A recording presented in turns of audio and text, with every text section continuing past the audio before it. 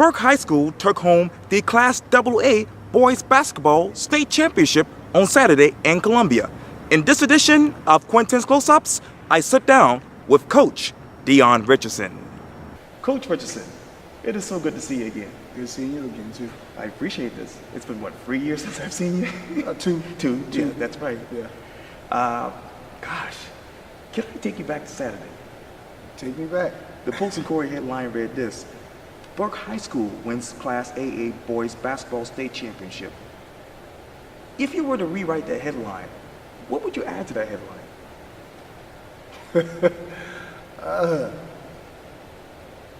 Burke boys did it again.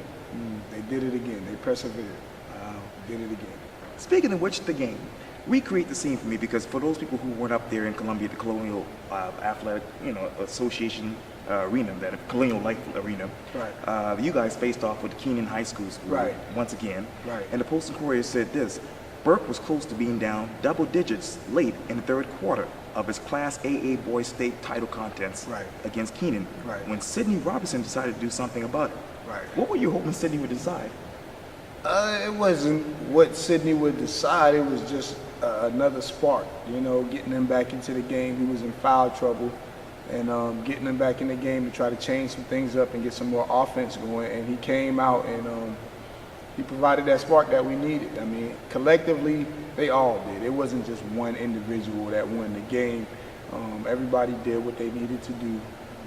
Anthony led the team in scoring, big on rebounds. Marquez came in there with some big energy. Dwayne, we put him on number one, which was Tyreke Simmons. And in the second half, Dwayne and Patero Brown, both of those guys did a wonderful, excellent job on containing Tyreke. Matter of fact, the Post and Courier article that is went on to say this, quote: the senior guard scored all 8 of his points in the final quarter to help propel the Burke Dogs to a 56-53 victory over the Raiders Saturday afternoon at the Colonial Life Arena. Right. What was running through your mind at that time? When Shay came on the floor again, he provided an extra spark.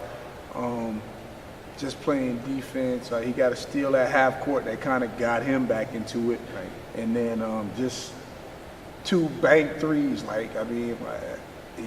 This is a senior. This is his last game. He left it all on the floor. He took 2 big shots, and I'm happy for him that they went in. They weren't the difference in us winning the game. It was the overall defense and everybody playing. But yeah, he did come in and score 8 big points. You talk about that difference. It was 2 years ago when you first won your first state championship title.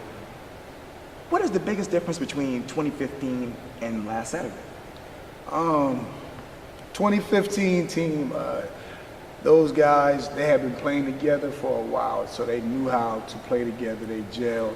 It wasn't a thing of us knowing roles. Leading up to this year, getting back and getting to the playoffs, it was how do we fit together? What's my purpose? What's my role? What am I supposed to do? I know the record says 22-4. And if you look at the wins and losses, we lost games by 3. We lost 2 games by 3. Another game, I want to say, by 5. And then Will Branch beat us here by 17. We lost 4 games by a total of 30 points. But there were a lot of other close games. And those close games, we had some battles in team going on, like kids not understanding what they're supposed to do and what it takes to win. And it was more of, let me be an individual instead of let me be a team. And finally, when the playoffs came, the team thing started to come. The I disappeared and they started to play as team. And that's the big difference between 2015 and 2017. 2015, we were a team from the start to finish. 2017, we were individuals that became a team. Right. And also, according to the Post and Courier, this is your 4th in the program's history. Let me go to history, because what do you hope people will write about the history of the boys basketball team here at Burke? As far as history, what I hope they write about is that these kids, the sky's the limit for them. You know, and it's not always about the wins and losses. It just shows that these kids can be successful in whatever they do in life if they're willing to work and know that there's more than one way you can be successful. Basketball is just a tool at showing them that sky's the limit for them. You know? Let me take you to the rings. Sidney Roberson also told the Postal Warrior crew, "It feels amazing to be able to get 2 rings in 3 years.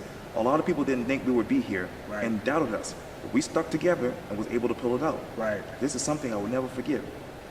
Tell me, what else would you not forget about Sidney Roberson? Just overall leadership. You know, Sid got hurt. Like I said, we had to play an extra playoff game. It was for region seeding, you know, to determine the region title. And in that game, he got hurt, and he couldn't play our first playoff game. Didn't play much the second playoff game, but just leadership. You know, him talking to a freshman that stepped up big time our first playoff game against Ladder. You know, Kyrie played big, and Sid was constantly in his ear, so he was an extension of me during that game. Just leadership and just his drive to want to win. Well, you know, the newspaper actually went on to say this too. Quote, "Burke, 22-4, never led during the first 3 quarters, but thanks to a quick 4-point possession late in the quarter by senior Anthony Hill, only trailed 39-36 going into the final period." Can you describe to me Anthony Hill? Again, he's another guy that was on 2015 team. He didn't play much, and this year he took on a big role of our big man. You know, we're undersized, but Anthony has been consistent as far as scoring, rebounding. I think he's averaging somewhere close to a double-double almost every game. Again, without him, we wouldn't be here, but without the rest of them, he wouldn't be there also. So again, it's not just one man, but his play has been big for us this year. Wow. You told me back in 2015 for Quintin's close-ups quote, "We want to accomplish everything we can while we are here." So what do you want to accomplish next? Whatever God sees fit. Yes. You know, it's hard to say what I want to accomplish. I don't know the plan. I'm just taking it day by day. Whatever the plan is, it comes to fruition, and I keep on going with it. So what I hope to accomplish is these boys become successful members of society, productive members, not just remembered as basketball players, but remembered as students, athletes that did something positive for Burke and then went on to do something positive for themselves and their community. I hope I get this right again. You've been here for what, 5 years now? 5 years. Okay. How has this particular job changed you personally? You know, I was young when I first got here, and you grow with the kids. You know, you see them grow.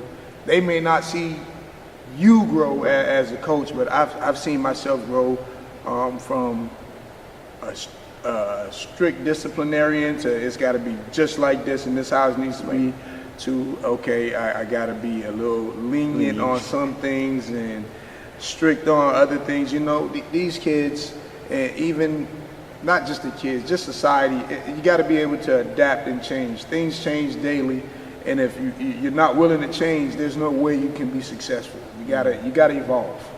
So I've seen myself evolve in several different ways, particularly not as a coach, just as a man. Right. Wow, that's amazing. Well, Coach Deon Richardson, thank you so much for your time. I really appreciate this. Thank you. I appreciate that. Appreciate it.